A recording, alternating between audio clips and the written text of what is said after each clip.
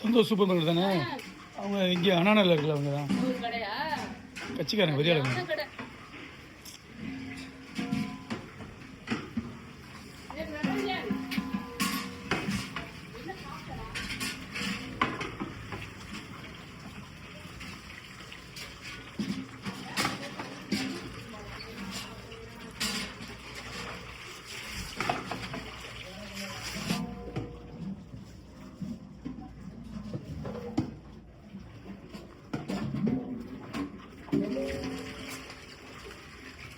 Okay ரெண்டாச்சு ரொம்ப உப்புவாக இருங்க.